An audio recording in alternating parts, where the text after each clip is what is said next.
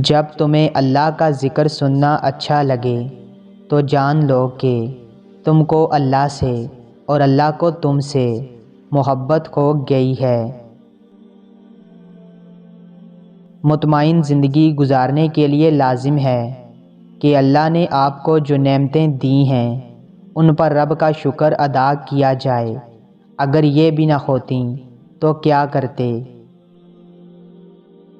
ٹوٹے ہوئے دلوں کو کبھی جوڑ کر تو دیکھو، نیکی یہ مختصر ہے مگر حج سے کم نہیں۔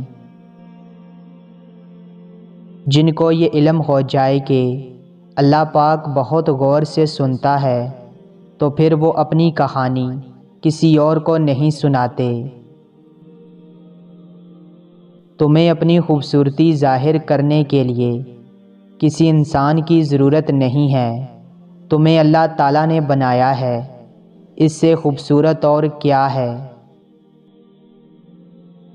جسے اللہ تعالیٰ اپنی محبت عطا کرتا ہے اسے پھر کسی اور چیز کی خواہش نہیں ہوتی، اور جسے وہ دنیا عطا کرتا ہے تو اس کی خواہش اس کی بھوک بن جاتی ہے جو کبھی ختم نہیں ہوتی۔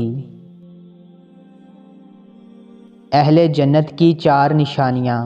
نمبر 1، مسکراتا چہرہ۔ نمبر 2، نرم زبان۔ نمبر 3، رحم کرنے والا دل۔ نمبر 4، عطا کرنے والا ہاتھ۔ رات کی خاموشی کے آنسو ضدی بچے کی طرح اپنے رب کی بارگاہ میں بات منوا لیتے ہیں، اور اللہ اس لاڈلے کی بات کبھی رد نہیں کرتا۔ اگر لوگ آپ سے دوری اختیار کر رہے ہیں تو انہیں کرنے دیجیے، کیونکہ آپ کی تقدیر، قسمت، وقت اور زندگی کی ڈور کسی کے چھوڑ جانے کی محتاج نہیں ہے۔ یوسف علیہ السلام جانتے تھے سارے دروازے بند ہیں، پھر بھی بند دروازے کی طرف دوڑ پڑے تھے، اور خدا نے ایک ایک کر کے سارے دروازے کھول دیے۔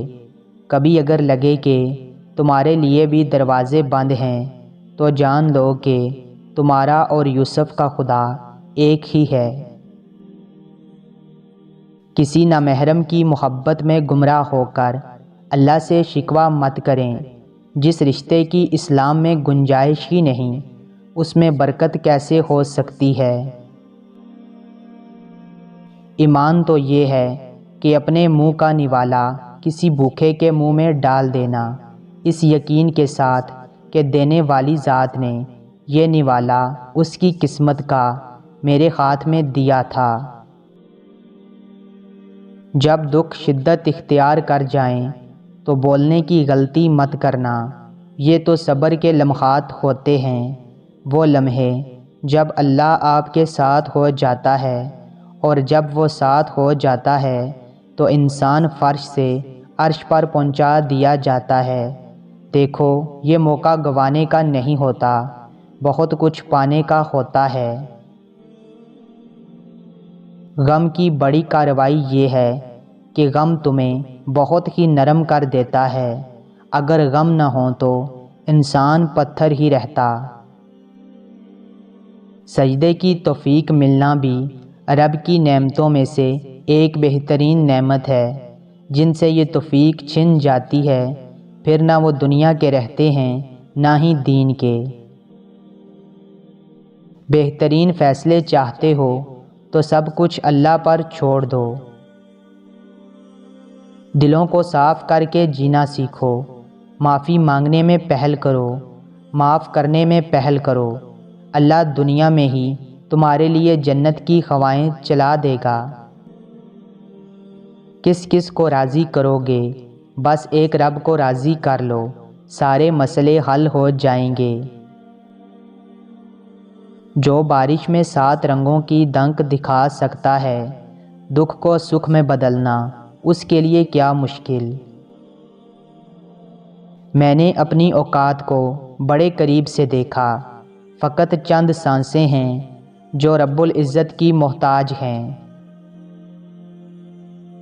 اگر لوگ تم سے متاثر ہو رہے ہیں تو تکبر نہ کرو، شکر ادا کرو اپنے رب کا جس نے تمہارے عیب چھپا کر تمہیں لوگوں میں معزز بنا رکھا ہے۔